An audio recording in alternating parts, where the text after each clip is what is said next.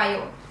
અધિક પોલીસ મહાનિર્દેશક શ્રી ATS ગુજરાત રાજ્ય અમદાવાદ નાઓના માર્ગદર્શન હેઠળ કેફી પદાર્થ અને માદક પદાર્થોના સેવનની પ્રવૃત્તિને સદંતર રીતે નેસ્તનાબૂદ કરવા તેમજ કેફી અને માદક પદાર્થોના સેવન હેરફેર વેપારીની પ્રવૃત્તિને સદંતર રીતે ડામવા અસરકારક અને પરિણામલક્ષી કામગીરી કરવા માટે જણાવેલું હોય જે અન્વયે શ્રી ચિરાગ કોરડિયા પોલીસ મહાનિરીક્ષક શ્રી સરહદી રેન્જ ભુજ તથા શ્રી વિકાસ સુંડા પોલીસ અધિક્ષક શ્રી પશ્ચિમ કચ્છ ભુજના હોય પશ્ચિમ કચ્છ જિલ્લામાં નાર્કોટિક્સની ગેરકાયદેસરની પ્રવૃત્તિ સાથે સંકળાયેલા ઇસમો વિરુદ્ધ કડક કાયદાકીય કાર્યવાહી કરવા માટે સૂચના આપેલી હોય જેથી નાર્કોટિક્સની બધી સદંતર નેસ્તનાબૂદ કરવા એસઓજીના પોલીસ ઇન્સ્પેક્ટર શ્રી KM ગઢવીના હોય તાબાના કર્મચારીઓને સૂચના આપેલી હોય જે અન્વયે એસઓજી સ્ટાફના કર્મચારીઓ પ્રયત્નશીલ હતા।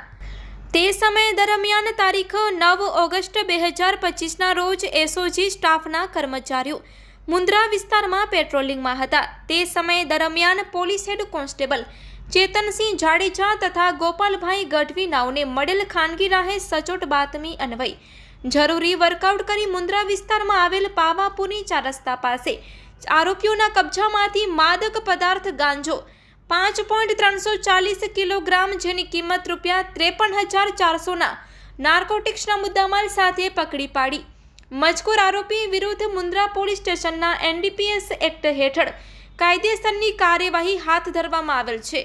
આરોપી છે મીઠુ કુમાર ખ્યાલ રાય યાદવ। આ આરોપીને પકડી પાડવામાં આવ્યો છે।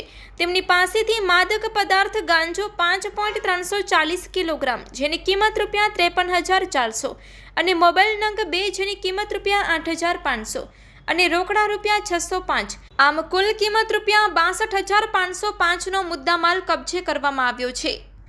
આ સફળ કામગીરીમાં police inspector Shri RJ Thumbar Mundra police station તથા એસઓજી પોલીસ કર્મચારીઓ ASI સિદ્ધરાજસિંહ ઝાલા રજાકભાઈ સોતા તથા police head constable Chetansinh Jadeja Prithvirajsinh Vaghela Gopalbhai Gadhvi Bhaveshbhai Chaudhary તથા પોલીસ કોન્સ્ટેબલ દિનેશભાઈ ચૌધરી નાઓ જોડાયા હતા।